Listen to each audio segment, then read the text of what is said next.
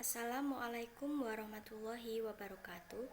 Perkenalkan, nama saya Silvi Amelia Sakinah, NIM 4121142, Prodi Ekonomi Syariah. Di sini saya akan menjelaskan tentang salah satu pasal dalam kitab Dirasah Ula, yaitu tentang rukun iman, dan saya akan menjelaskan arti pasal tentang rukun iman tersebut. Baik, langsung saja saya mulai.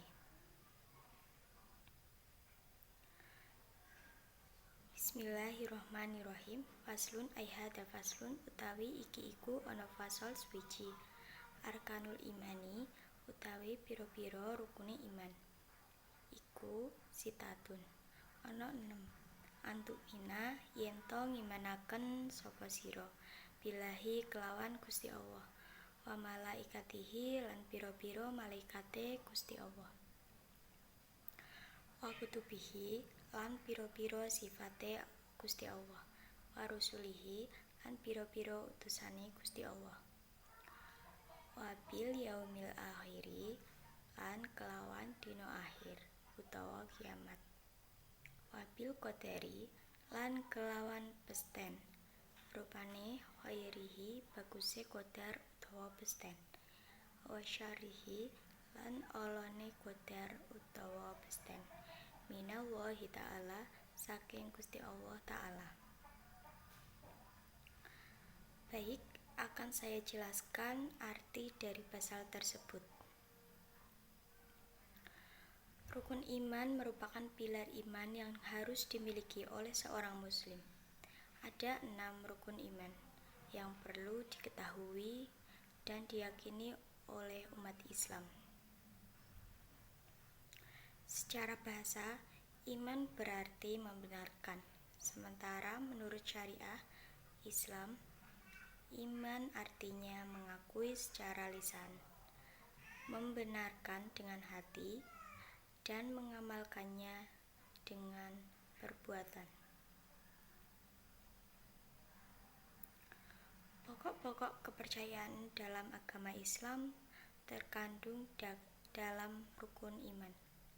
Adapun ke-6 rukun iman dalam agama Islam tersebut berdasarkan ayat Al-Quran dan Al-Hadis. Sebagai umat Islam, wajib mengetahui rukun iman yang terdiri dari 6, yaitu iman kepada Allah SWT, iman kepada malaikat, iman kepada kitab-kitab Allah, iman kepada nabi dan rasul, iman kepada hari kiamat, terakhir iman kepada qada dan qadar. Bagi setiap umat muslim wajib mengetahui dan memahami masing-masing dari ke-6 rukun iman tersebut.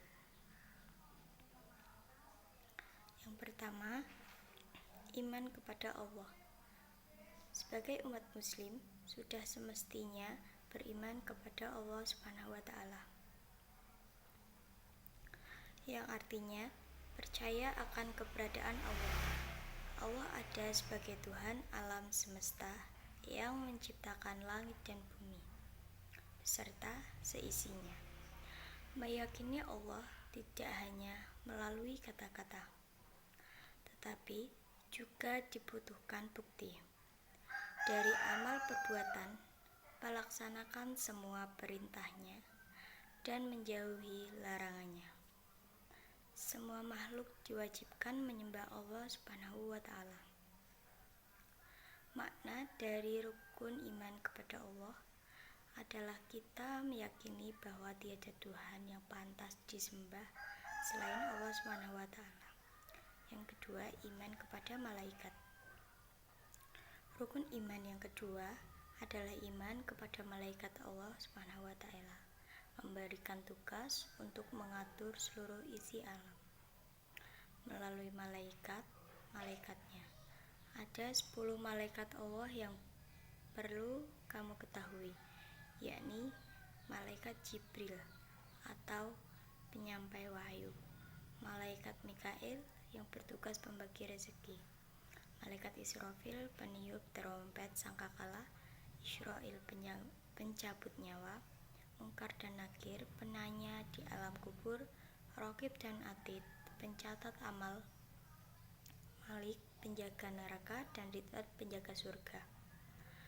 Makna rukun iman kepada malaikat adalah meyakini jika malaikat itu ada yang senantiasa mengawasi perbuatan baik dan buruk setiap manusia.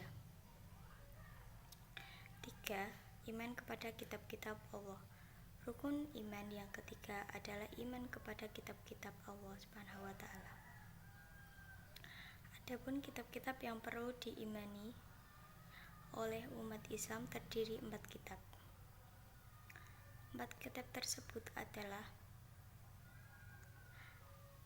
Taurat yang diturunkan melalui Nabi Musa, Kitab Zabur yang diturunkan melalui Nabi Daud, Kitab Injil yang diturunkan melalui Nabi Isa, dan Al-Quran yang diturunkan kepada Nabi Muhammad SAW. Kitab itu diturunkan kepada para rasul untuk kemudian dilanjutkan ke seluruh umatnya.